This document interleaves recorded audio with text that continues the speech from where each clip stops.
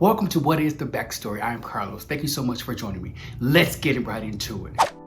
What's the backstory with Carlos Hardy? Yeah. Have you ever seen the movie The Purge? The Purge. I absolutely love this movie. There's 4 movies in the series. The first 2 were the best. The third one was okay, and the 4th one was garbage. But it's a great movie. So if you haven't got it, get it. The Purge is where the government has legislation where any given individual can murder, kill, assassinate any other individual in a 12-hour period from like 8 p.m. all the way to 7 a.m. So you have that period to either kill, murder, or assassinate another individual based on their merits, based on who they are, based on what they did to you in your life. So I don't condone it, but I like the concept. You know, being a writer myself, the concept is perfect. Would you be able to survive a purge night for 12 hours? Can you stay hibernated? Can you stay in your own place and not be killed? When the movie first came out, I thought it was foreseeing what their future would be, but I don't think we're that barbaric yet.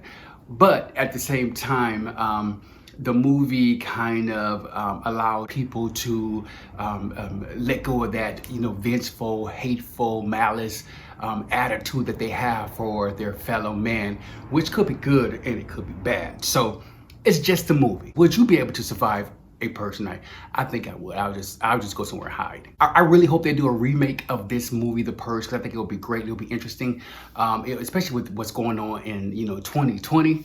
We know that that's crazy, but besides that, don't try to purge. So let's get into our writer's room. So I created a main character. His name is Miguel. I took him and I kind of created this scene where he was in the midst of purge night.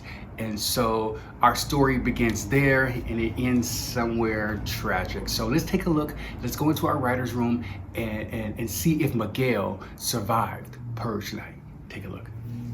A metal door crashes closed with a mighty thud before a boy goes tumbling onto an empty sidewalk. Miguel, a Latino teenager with ripped jeans and a fitted tank top, now paces the sidewalk outside a gaming store. What the fuck? Let me back in! Summoning his rage, Miguel's fist pounds violently up against the thick glass. His pupils dilate, propelling him into a moment of unmitigated madness. Let me in. I wasn't finished shopping, you asshole. He notices the burly store owner staring back at him through the glass. The shop owner mumbles a not so friendly sorry at the seething teen. The wind picks up. The night begins to part ways with the evening. The clouds disperse into a foamy mist that sits safely above the small town, almost as a spectator watching what the night will bring. The coils of wind takes its toll, delicately slithering up Miguel's arm like a cold-blooded snake. His hands wrap around his arm, seemingly protecting him from the cold. He continually eyes the video gaming system inside the store. Damn, I was so close. Unbeknownst to him, his Uber driver has since fled the area 30 minutes ago. Miguel can hear the clanking sounds of locks securing the doors in the distance. Armored gates descend in front of each shop's door. The streets are now abandoned.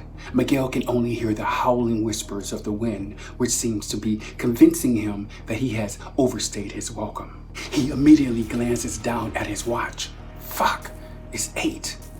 The teen quickly hurtles into a pacing panic. Suddenly, the blurring sounds of alarms empty into the atmosphere. Then an ominous announcement as the beginning of the purge commences. Oh shit. Miguel turns on his heels, sprinting up the concrete, zigzagging from door to door, banging repeatedly. Open up! Someone help me! No one answers. The sound of a woman's voice reciting the official rules of the purge floods into the streets. Miguel's heart thumps with trepidation through his t-shirt. He stops in the center of the mall's entryway. He hears a vehicle approaching. The frightened teen dives into an alleyway with no way out. He barricades himself behind a dumpster, hoping to stay out of sight. The stench of rotting meat twirls at his nostrils, bullying him to gag. This stuff stinks, he murmurs. A pickup truck eases down the entryway. The headlights on the vehicle adjust from low to high. The intrusive lights probe the area for life. Miguel does his best to stay quiet, but his body is positioned awkwardly in between the dumpster and the wall. Without notice, a rat the size of a cat springs onto Miguel's head, scaring him from his confinement. Miguel is now yards away from the pickup truck. His olive skin diminishes into a reddish hue. He's obviously terrified. His size tends slowly back away from the approaching truck. His foot collapses into a pothole, forcing him onto his skinny butt. His foot is wedged inside the small hole. The truck's door slowly creaks open. A man with a pot belly and shirt that reads Trump Nation exits the car. Miguel eyeballs the shotgun in the man's palm. He forces a smile onto his face, hoping to mask his terror. The man's face is obscured by the surrounding darkness. Miguel silently takes in the writing on the man's shirt. He gasps, "Please don't hurt me." The man steps closer to Miguel, his chubby fingers tightly cradling the gun's barrel. The man gingerly reaches out his hand. Miguel's confused. With everything to lose in the moment, he extends his hand anyway. The man pulls him from the pothole. "What are you doing out here, fella?"